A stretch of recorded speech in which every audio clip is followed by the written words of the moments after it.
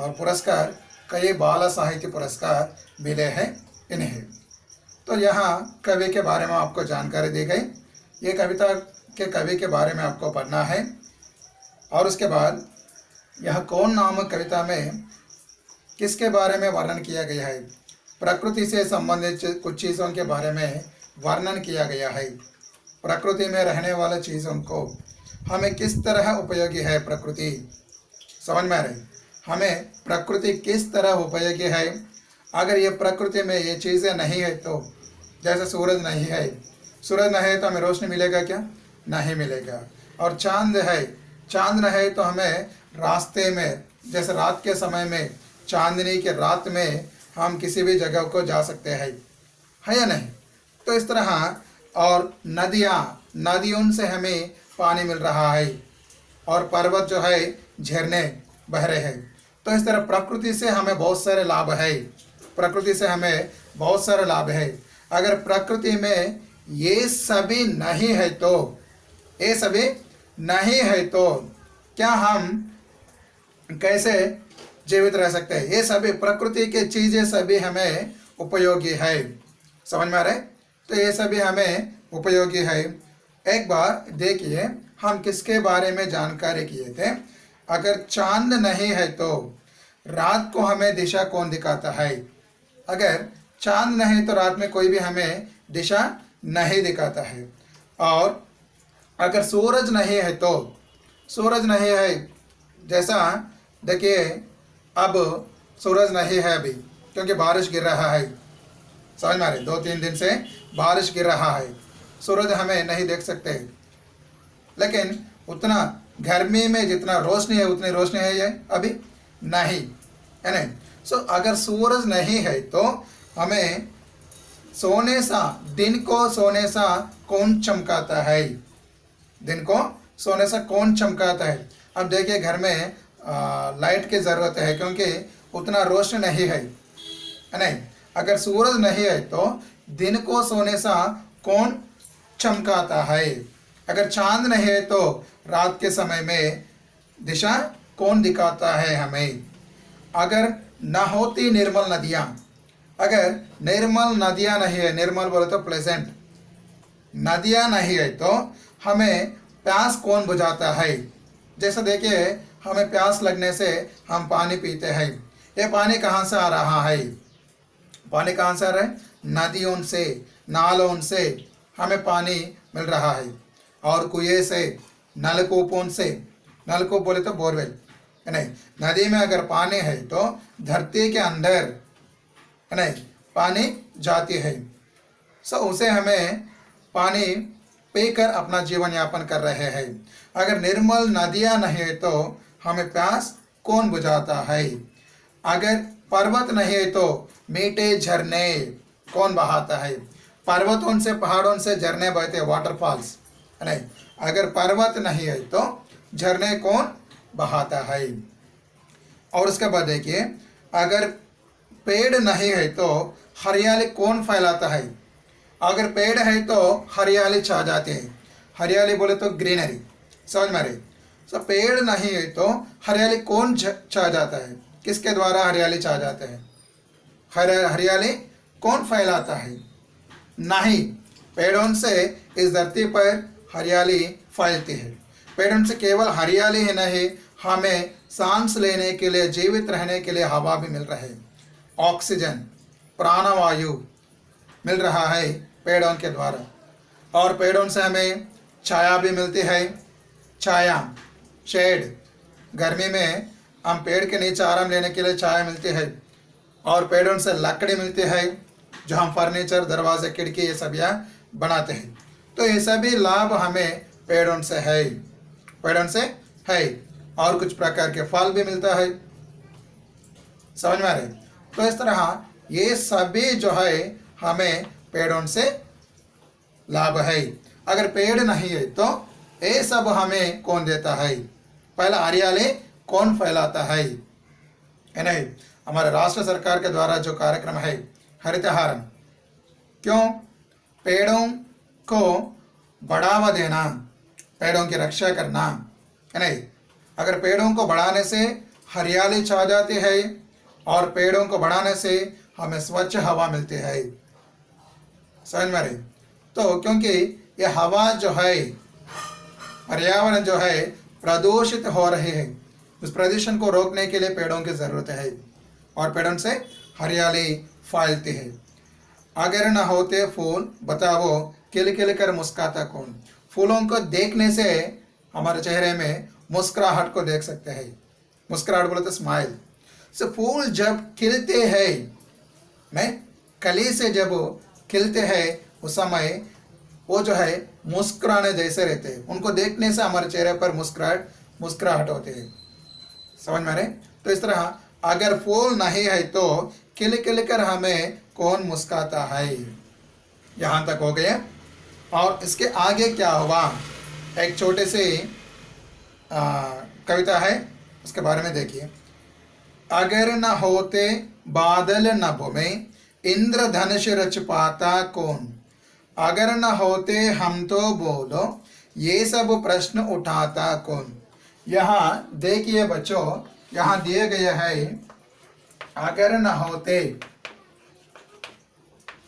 अगर बोले तो इफ। अगर न होते बादल, बादल का अर्थ है मेघ, क्लाउड।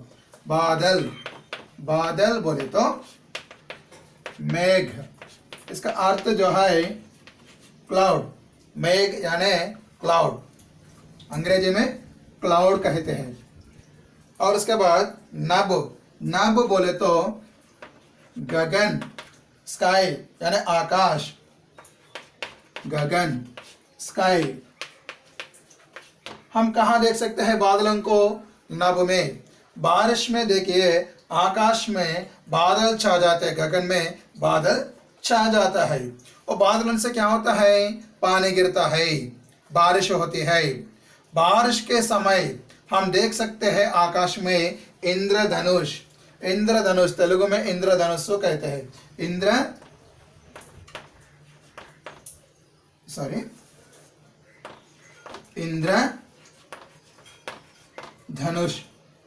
इंद्रधनुष बोले तो रेनबो। इंद्रधनुष, रेनबो। समझ में आ रहे? इंद्रधनुष का अर्थ है रेनबो। अगर बादल नहीं है तो आकाश में इंद्रधनुष रच पाता कौन। इंद्रधनुष को कौन रचाता है?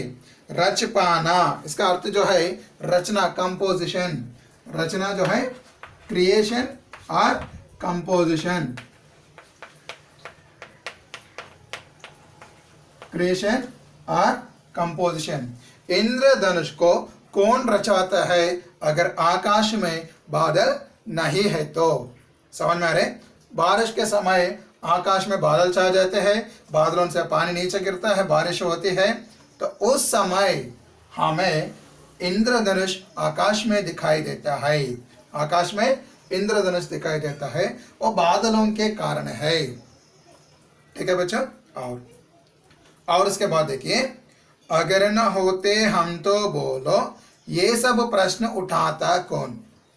अगर हम नहीं है तो, हम, we, if you are not there, बोलो, टेल, ये सब प्रश्न, दिस ऑल क्वेश्चंस। प्रश्न बोले तो सवाल।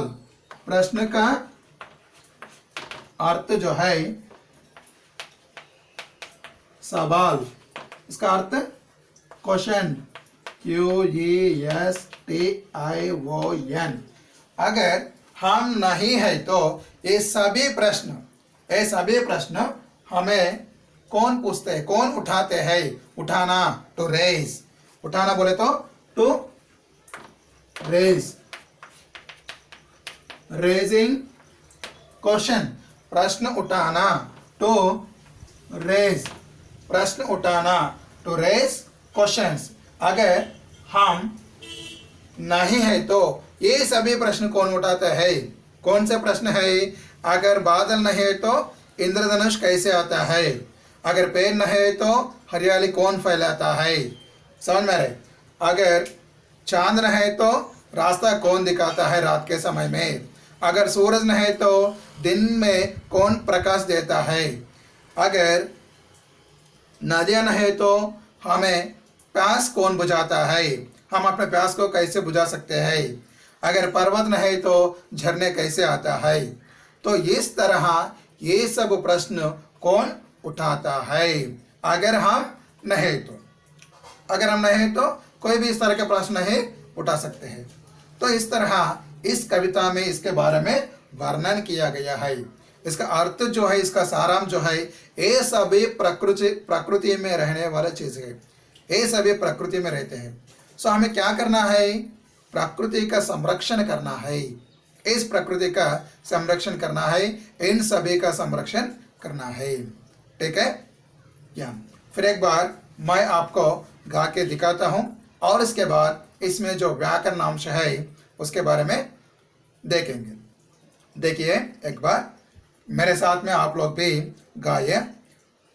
अगर न होता चांद रात में हमको दिशा दिखाता कौन, अगर न होता सूरज दिन को सोने सा चमकाता कौन, अगर न होती निर्मल नदियाँ जग की प्यास बुझाता कौन, अगर न होते पर्वत मीठे झरने बल बहाता कौन, अगर न होता पेड़ बला फिर हरियाली फैलाता कौन, अगर न होती फूल बताओ किल किल कर मुस्काता कौन, अगर न होते बादल नभ में इंद्रधनुष रच पाता कौन, अगर न होते हम तो बोलो ये सब प्रश्न उठाता कौन, ये सब प्रश्न उठाता कौन।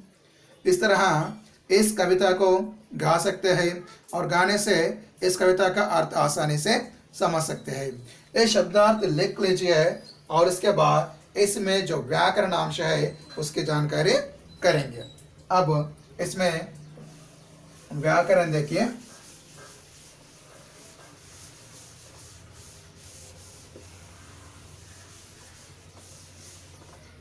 यहाँ कुछ व्याकरण शब्द है उनकी जानकारी करेंगे। व्याकरण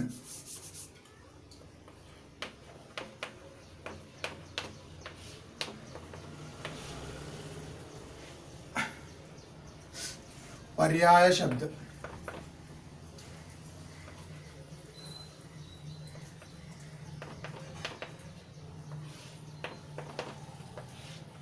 पर्याय शब्दों में देखिए चांद है,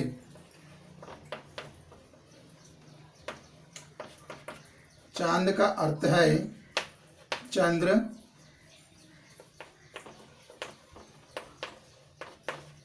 शशि। और उसके बाद देखिए सूरज,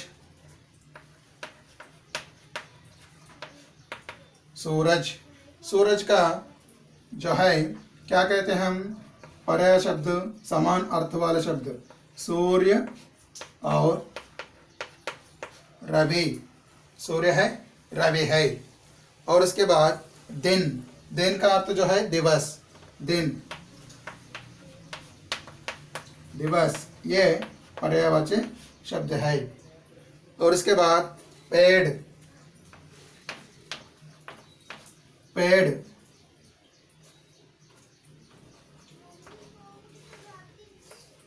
पेड़, वृक्ष, तरु, झाड़ भी बोलते हैं, पादप भी कहते हैं। पेड़, वृक्ष, तरु, फूल, पुष्प और कुसुम। ओके, पुष्प और कुसुम। और उसके बाद बादल,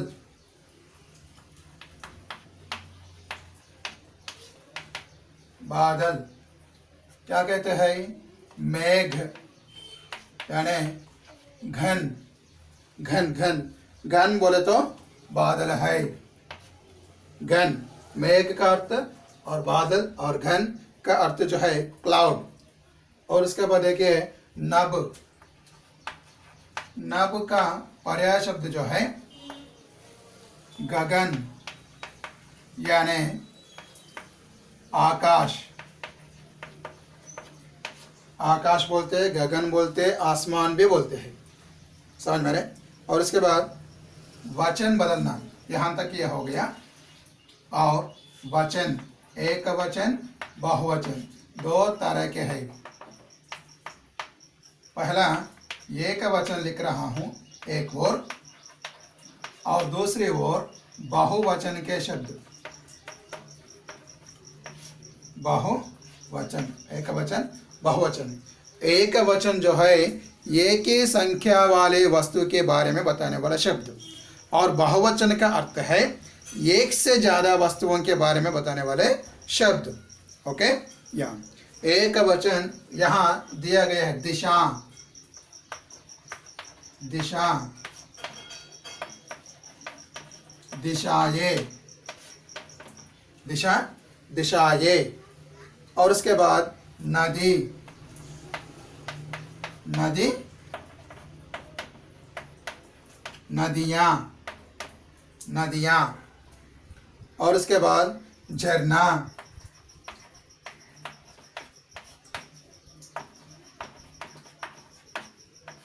झरने, झरना, झरने। ये जो है एक वचन बहुवचन है।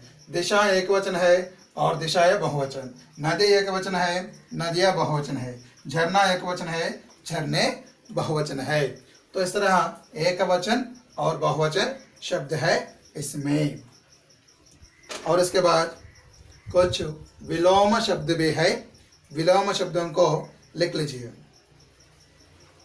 हो गए विलोम शब्द।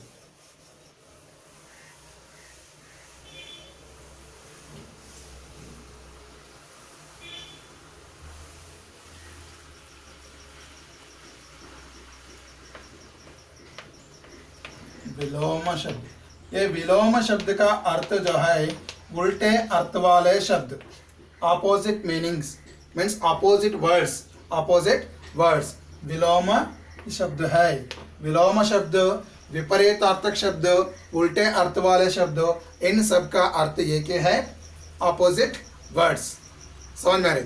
यहाँ देखिए रात दिया गया है, रात, रात का विलोम शब्द जो है दिन। रात बोले तो नाइट, दिन बोले तो डे, रात दिन। और मीठा, मीठे दिया गया है, उसका रूप जो है मीठा, मीठा कड़वा, कड़वा, मीठे कड़वे, मीठा कड़वा। मीठा बोले तो स्वीट, कड़वा बोले सो बिटर। और भला, भला का अर्थ जो है अच्छा, गुड। इसका विलोम शब्द जो है बुरा, बैड, बुरा बैड, अच्छा बुरा। प्रश्न, यहाँ ध्यान रखिए प्रश्न का विलोम शब्द उत्तर है, सवाल का विलोम शब्द जवाब है। प्रश्न, उत्तर, सवाल, जवाब, इसे आपको क्या करना है, ध्यान रखना है। प्रश्न, उत्तर, प्रश्न उत्तर। और उसके बाद सब, सब बोले तो आल, विलोम शब्द जो है कुछ। यहां देखिए कुछ,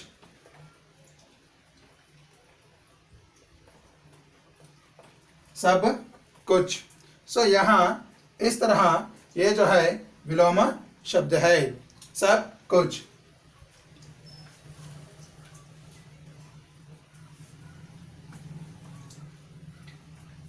यहाँ सब कुछ है विलोम शब्द। ये देखिए रात दिन, मीठा कड़वा, भला बुरा, प्रश्न उत्तर, सब कुछ। तो इस तरह इसमें विलोम शब्द दिए गए हैं। समझ में आ रहा है बच्चों? तो यहाँ तक पढ़ लीजिए।